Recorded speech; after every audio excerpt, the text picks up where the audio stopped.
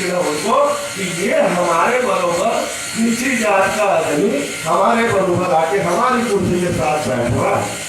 उनको चिड़ इस बात से, उनको हमारी हर तरक्की से चिड़ है, उनको हमारी हर उन्नति से चिड़ है, क्योंकि उन लोग अभी भी चाहते हैं कि इस देश में मनोव्यवस्था कायम रहे। मनोव्यवस्था आज भी कायम है। कौन बोलता है कि ये देश संविधान से चलता है? मुझको तो नहीं लगता संविधान से चलता है। मुझको तो आज भी लगता है कि ये देश धर्म से चलता है, और वो धर्म ब्राह्मणों का बनाया हुआ मनुस्मृति धर्म से चलता है। क्योंकि अगर मनुस्मृति से नहीं चलता तो आज देश में भाईचारा रहता है। 1992 से ही हमारे देश में अलगाववाद आया है, नहीं तो उससे पहले मेरे मोहल्ले में पूरा मुसलमान लोग रहता है, पूरा मुसलमान मेरे मोहल्ले में। कौन सा भी तीज त्योहार रहता था हिंदुओं का बढ़ चढ़ कर हिस्सा लेता था, बढ़ चढ़ कर, और हम लोग भी उनका जो भी तीज त्योहार रहता था बढ़ चढ़ कर हिस्सा लेता था। लेकिन 1992 में उन्होंने जो बाबरी मस्जिद गिराई, तब से हमारे मोहल्ले में भी भेदभाव पैदा कर दिया गया।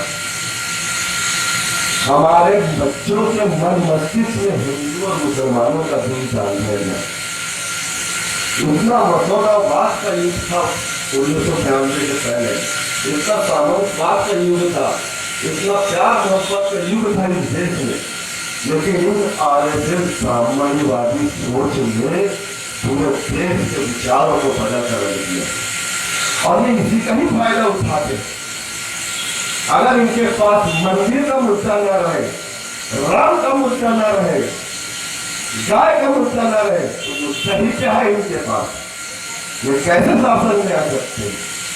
लेकिन ये इसी का ही उपयोग करके हमारे मन मस्तिष्क को बर्बाद कर रहे हैं, हमारे आने वाले बच्चों के मन मस्तिष्क को बर्बाद कर रहे हैं। और हमारा जो युवा पीढ़ी है तो बहुत ही बेकार होते जा रहा है। ये पढ़ता ही नहीं है कुछ, और ना पढ़ना चाहता है। अरे मेरा ओबीसी एससी एसटी मूल निवासी साथी, मेरा ओबीसी एससी एसटी मूल निवासी साथी को अगर कोई मूल निवासी उनका भाई बहन बोले कि बेटा ये सही है, मेरे दोस्त ये सही है, मेरे भाई ये सही है, इसे मान, इसे समझ, इसे कर, वो नहीं मानेगा। लेकिन एक ब्राह्मण अगर बोल देगा कि ऐसे से ऐसे करना है, वो पूरा फटाफट उसकी बात को मानेगा।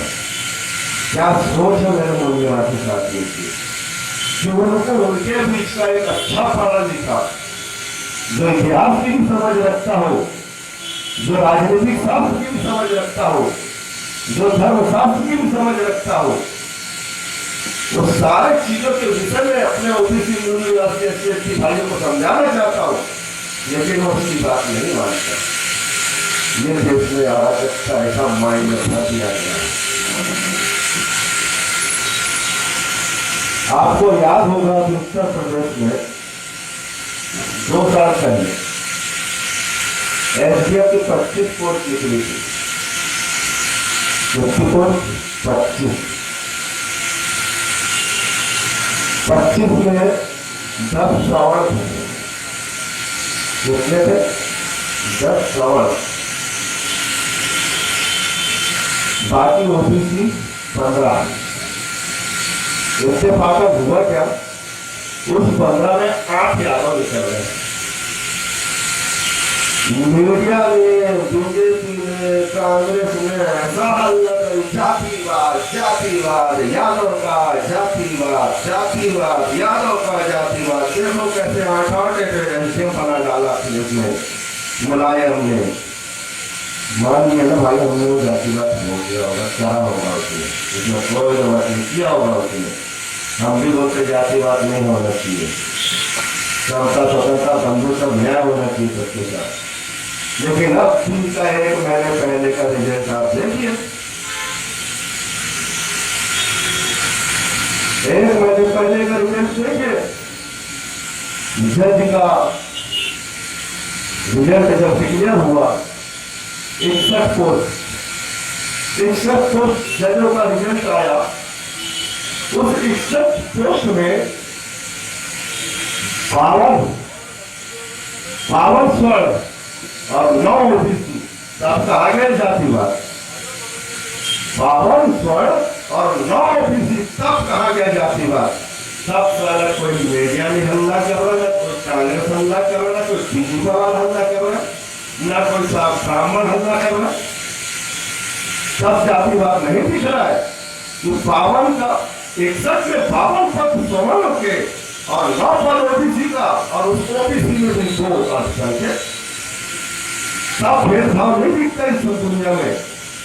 लेकिन हमारा वो मूल निवासी ओबीसी एससी एसटी कभी किसी के तरीके से मेहनत करके अपनी दिनचर्या को, इधर उधर की दिनचर्या को खत्म करके अपनी उन्नति और अपने समाज के विकास के लिए जब कभी वो आगे बढ़ता है तो उसको लगा जातिवाद दिखने लगता है। ये हमारे ओबीसी के साथ हो रहा है, एससी के साथ हो रहा है, एसटी के साथ हो रहा है, माइनॉरिटी के साथ हो रहा है। सब जागोगे, अभी भी जाग जाओ, गुलामियों की जंजीरों को तोड़ो। गुलामी की जंजीर का अर्थ होता है कि तुम्हारे हाथ पैर में नहीं है, हथकड़ी नहीं है, लेकिन तुम्हारे माइंड में एक ब्राह्मण बैठा हुआ है, ब्राह्मणवाद बैठा हुआ है। इस ब्राह्मणवाद को दूर करो और तुमको अकल भी है तो उस अकल से सोचो कि मेरा कैसे भला होगा, मेरे समाज वालों का कैसे भला होगा, मेरे जात वालों का कैसे भला होगा, मेरे आने वाले वंशजों का कैसे भला होगा। इस बारे में सोचो। जहां से वो उत्पन्न हुआ था, और वही आप, मेरे उम्र से कई लोग बड़े हैं, आप देखते होंगे कि जब बीजेपी के कार्यकर्ता और आंदोलन कार्यकर्ता जब निकलता था तो बीजेपी के पास मुश्किल से 10 लोग नहीं मिलता था। उसका झंडा बैनर उठाने के लिए 10 लोग नहीं मिलता था बीजेपी का। आज ऐसा क्या कारण है कि आज बीजेपी सारे राष्ट्र में फैल गई? कांग्रेस तो फैली हुई थी, लेकिन बीजेपी भी फैल गई। लेकिन क्या कारण है कि समाजवादी पार्टी पूरे देश से नहीं खेल पाई? क्या कारण है कि मायावती की पार्टी पूरे देश में फैल नहीं पाई? क्या कारण है कि ममता बनर्जी की पार्टी पूरे देश में नहीं फैल पाई? वो कारण ये है कि कांग्रेस और बीजेपी ने दोनों ने ईवीएम सेटिंग में अपना सामंजस्य बना लिया कि 10 वर्ष तुम राज करो, 10 वर्ष हम राज करेंगे। इनका ईवीएम का फंडा यही चलने लग गया ताकि तीसरा फ्रंट किसी भी देश में ना फैले। और क्या कारण है कि आज पूरा के पूरा विपक्ष ईवीएम का विरोध कर रहा है, पूरा के पूरा विपक्ष ईवीएम का विरोध कर रहा है। लेकिन राष्ट्रीय स्तर पर कांग्रेस और राष्ट्रीय स्तर पर कम्युनिस्ट पार्टी, उनका कोई नेता विरोध नहीं कर रहा है। क्या कारण है? जबकि ईवीएम का विरोध विपक्ष कर रहा है, मगर राष्ट्रीय स्तर का नेता कांग्रेस पार्टी का और वामपंथी पार्टी का एक भी नेता विरोध नहीं कर रहा है। और ये जो बीजेपी के लोगों ने 2012 में सुब्रमण्यम स्वामी, आडवाणी, सुषमा स्वराज ने जब ईवीएम के खिलाफ न्यायालय में याचिका दायर की कि इसमें वोट सेटिंग होती है, न्यायालय ने माना कि हाँ इसमें वोट सेटिंग हो सकती है, तो इसको रिश्वत से चुनाव कराया जाए उनको कि ये हमारे बराबर निचली जात का आदमी हमारे बराबर आके हमारी कुर्सी के साथ बैठ रहा है। उनको चिड़ इस बात से, उनको हमारी हर तरक्की से चिड़ है, उनको हमारी हर उन्नति से चिड़ है, क्योंकि उन लोग अभी भी चाहते हैं कि देश में मनु व्यवस्था कायम रहे। मनु व्यवस्था आज भी कायम है। कौन बोलता है कि ये देश संविधान से चलता है? मुझको तो नहीं लगता संविधान से चलता है। मुझको तो आज भी लगता है कि ये देश धर्म से चलता है, और वो धर्म ब्राह्मणों का बनाया हुआ मनुस्मृति धर्म से चलता है। क्योंकि अगर मनुष्य में ऐसे से नहीं चलता तो आज जैसे भाईचारा रहता। 1992 से ही हमारे देश में अलगाववाद आया है, नहीं तो उससे पहले मेरे मोहल्ले में पूरा मुसलमान लोग रहता है, पूरा मुसलमान मेरे मोहल्ले में। कौन सा भी तीज त्योहार रहता था हिंदुओं का बढ़ चढ़ कर हिस्सा लेता था, बढ़ चढ़कर, और हम लोग भी उनका जो भी तीज त्योहार रहता था बढ़ चढ़ कर हिस्सा लेता था। लेकिन 1992 में उन्होंने जो बाबरी मस्जिद गिराई, तब से हमारे मोहल्ले में भी भेदभाव पैदा कर दिया गया। हमारे बच्चों के मन मस्तिष्क में हिंदू और मुसलमानों का भी तालमेल है। इतना मसौदाबाद का युग था 1993 के पहले, इतना सामंतवाद का युग था, इतना प्यार मोहब्बत का युग था इस देश में, लेकिन इन आरएसएस साम्यवादी सोच ने पूरे देश के विचारों को बदल कर रख दिया और ये इसी का ही फायदा उठाते। अगर इनके पास मंदिर का मुद्दा न रहे, राम का मुद्दा न रहे, गाय का मुद्दा न रहे, तो मुद्दा ही क्या है इनके पास? ये कैसे शासन में आ सकते? लेकिन ये इसी का ही उपयोग करके हमारे मन मस्तिष्क को बर्बाद कर रहे हैं, हमारे आने वाले बच्चों के मन मस्तिष्क को बर्बाद कर रहे हैं। और हमारा जो युवा पीढ़ी है तो बहुत ही बेकार होते जा रहा है। ये पढ़ता ही नहीं है कुछ और ना पढ़ना चाहता है। अगर मेरा ओबीसी एससी एसटी मूल निवासी साथी, मेरा ओबीसी एससी एसटी मूल निवासी साथी को अगर कोई मूल निवासी उनका भाई बहन बोले कि बेटा ये सही है, मेरे दोस्त ये सही है, मेरे भाई ये सही है, इसे मान, इसे समझ, इसे कर, वो नहीं मानेगा। लेकिन एक ब्राह्मण अगर बोल देगा कि ऐसे से ऐसे करना, वो पूरा फटाफट उसकी बात को मानेगा। क्या सोच है मेरे मूल निवासी साथियों की कि उनके बीच का एक अच्छा पढ़ा लिखा, जो इतिहास की भी समझ रखता हो, जो राजनीतिक शास्त्र की भी समझ रखता हो, जो धर्मशास्त्र की भी समझ रखता हो, तो सारे चीजों के विषय में अपने ओबीसी मूल निवासी एससी एसटी भाइयों को समझाना चाहता हूं, लेकिन वो उसकी बात नहीं मानता। ये देश में अराजक का ऐसा माइंड रखा दिया गया। आपको याद होगा कि उत्तर प्रदेश में 2 साल पहले एसडीएफ की 25 पोस्ट निकली थी।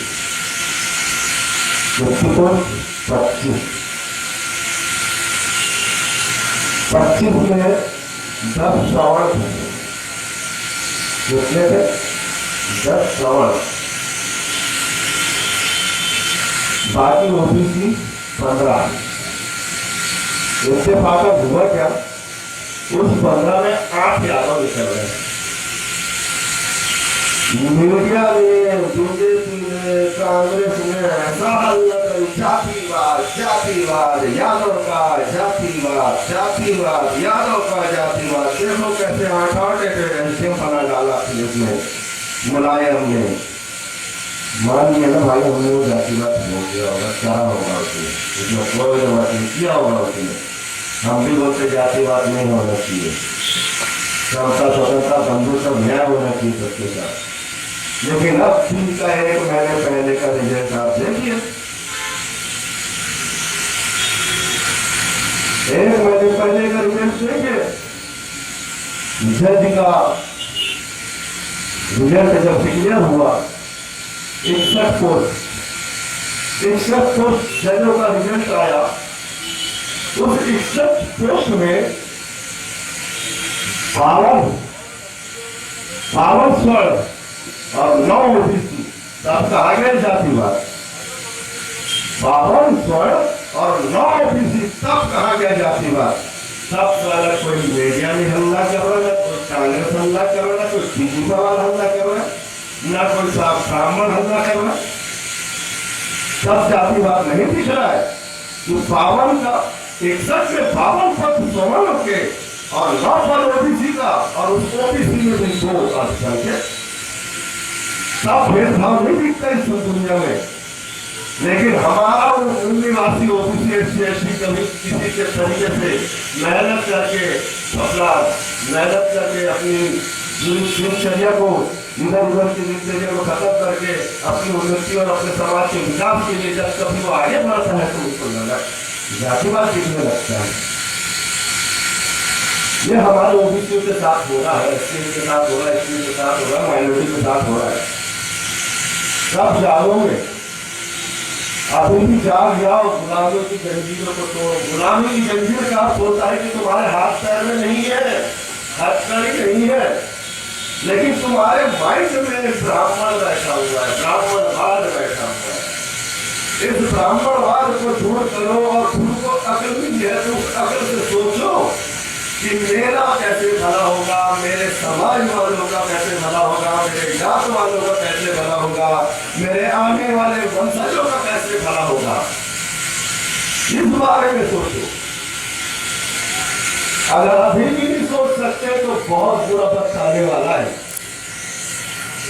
लोकतंत्र की हत्या ये 3% का मनोवादी लोग मिलकर कर रहा है, 3% का मनोवादी लोग। उसमें 12% का और मिल जाता है, जो हमारे एक महापुरुष ने बोला था, मनोवादी भी बोला और सेठ जी, भट्ट जी और लाट जी बोला, यानी ब्राह्मण, क्षत्रिय, वैश्य, ये तीनों मिलके हमारे देश के लोगों को गुमराह कर रहा है। हमको इंसान से नफरत नहीं है, ब्राह्मण भी एक इंसान है, क्षत्रिय भी एक इंसान है, वैश्य भी एक इंसान है। हमको इंसान से नफरत नहीं है, हमको उनकी विचारधारा से नफरत है कि जिस विचारधारा से आपने देश में जहर घोल दिया। जनता पूछती है कि भैया रोजगार कब दोगे, तो बीजेपी बोलती है भैया अभी तो हाथ चल रहा है, और मीडिया बोलती है अभी तो भैया योगी जी उठे नहीं है, 3 बजे उठने वाले हैं।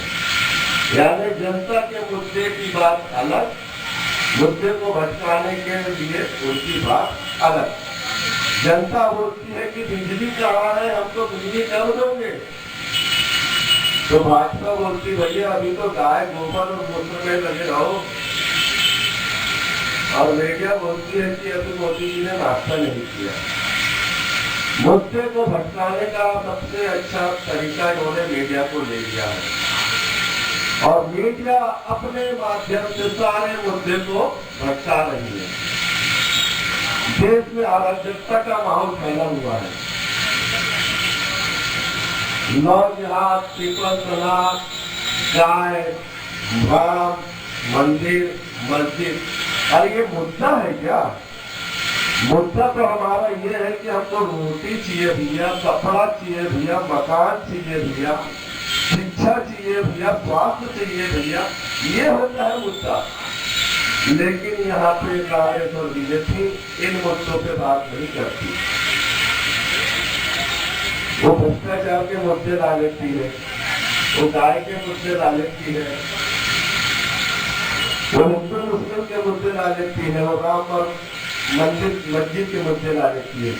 लेकिन जो मेन मुद्दा है रोजगार, मेल बचत का, शिक्षा का स्तर एक जैसा होना चाहिए, चाहे वो प्रधानमंत्री का बच्चा हो, चाहे राष्ट्रपति का बच्चा हो, चाहे हमारे ठेला धक्कलने वाले का बच्चा हो, चाहे भीख वाले का बच्चा हो, सारे लोगों का शिक्षा का स्तर एक जैसा होना चाहिए।